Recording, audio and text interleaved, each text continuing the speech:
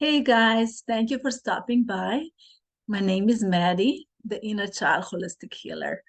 And for those of you who are just came across this video, I want to just share a little bit about what this channel is about.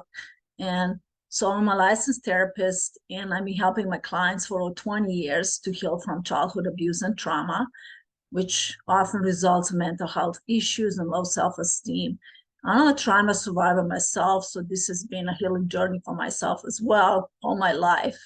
So this channel is about healing from narcissistic abuse, so love addiction and codependency, chronic depression, and much more.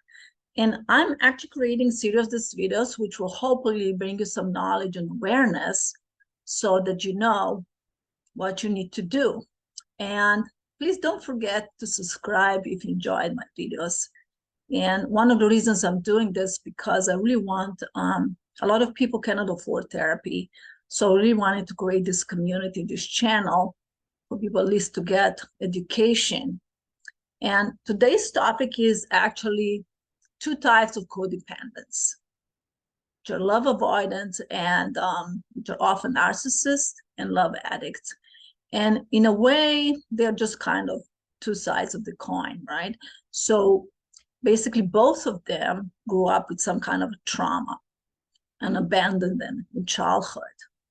And the difference is that the narcissist chooses to hide their insecurity and fears and the need for validation behind what we call narcissistic mask.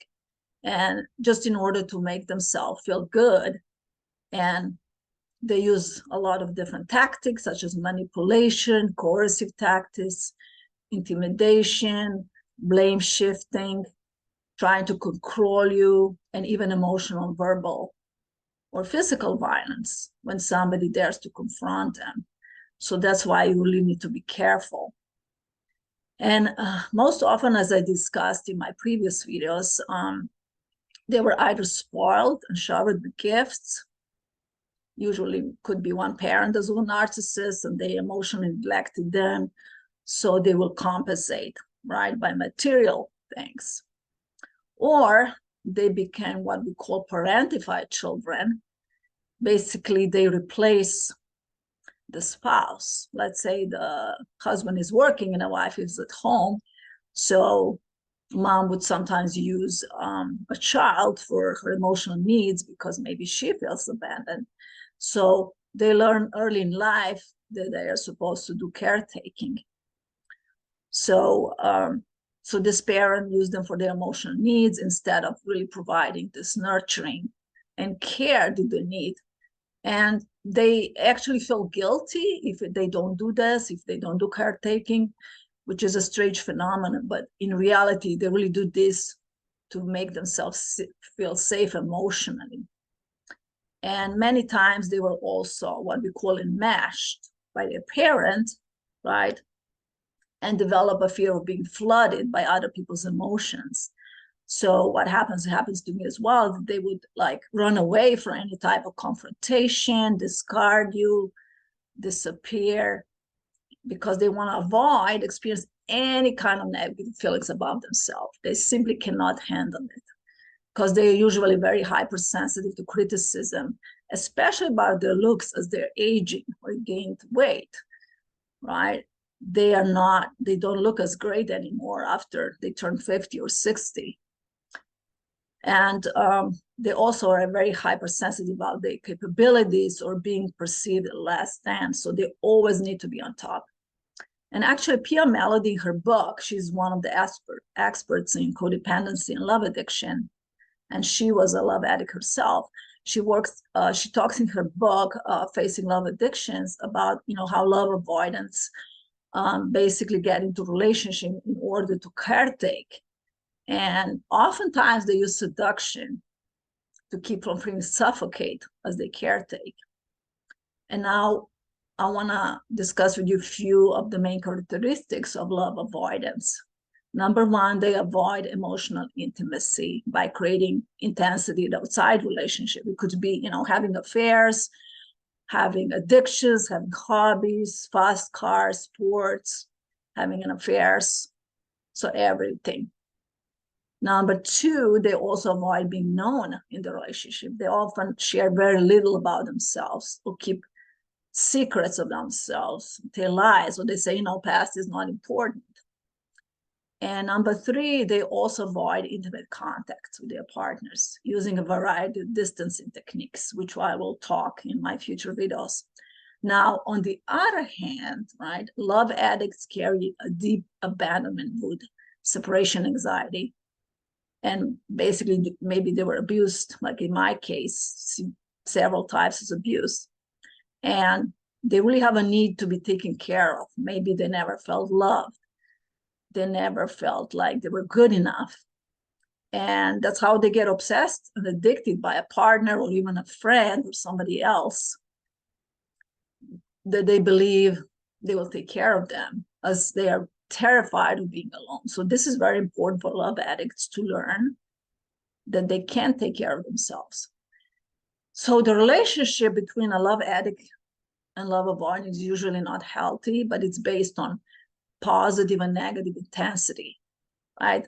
We have a honeymoon stage, love bombing, and then it's all about fighting, arguing, creating drama, which actually love avoidants love drama.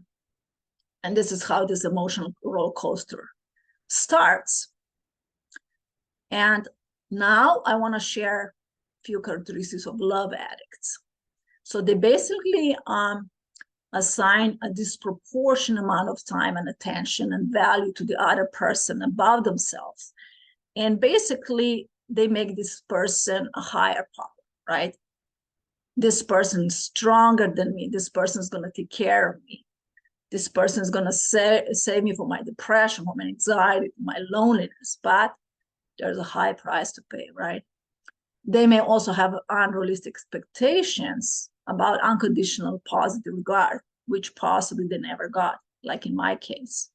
Never was able to develop a bond with my parents.